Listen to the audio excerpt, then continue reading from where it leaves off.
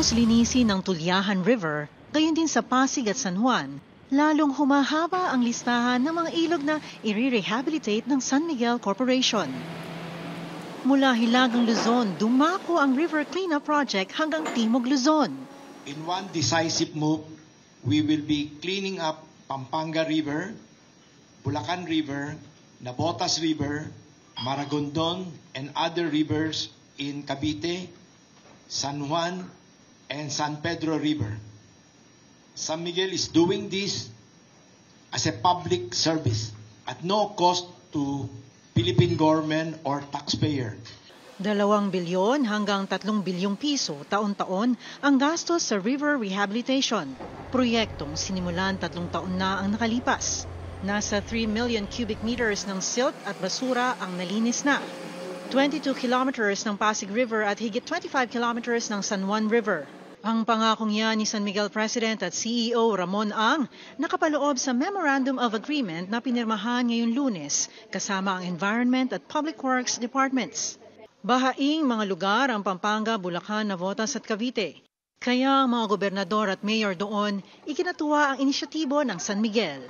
Kung maghihintay po ako sa national government, talagang hindi ho tayo kagad makaka-move.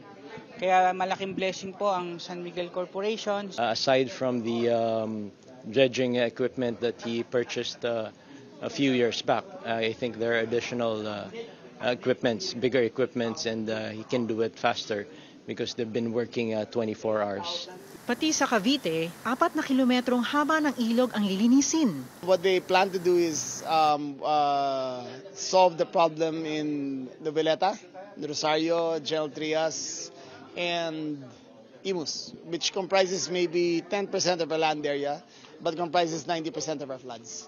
Sinimulan na ang mga survey pati detailed engineering design. Ongoing na yung bathymetry report, malalaman na natin kung anong lapat at lalim ng mga ilog. Siguro yung bathymetry survey will come out within the next 3 months. Para sa mga kawani ng gobyerno, isang ehemplo ang tulad ni Ramon Ang at San Miguel.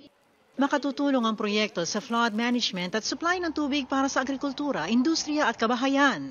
This partnership enables the DNR to achieve 3 main mandates by investing in allowing water to flow and impounding and collecting where it is needed. I would like to thank RSA for the vision and for this initiative. We hope that other private corporations will replicate this undertaking for San Miguel Corporation, which are truly worthy of emulation. Lois Calderon, CNN Philippines.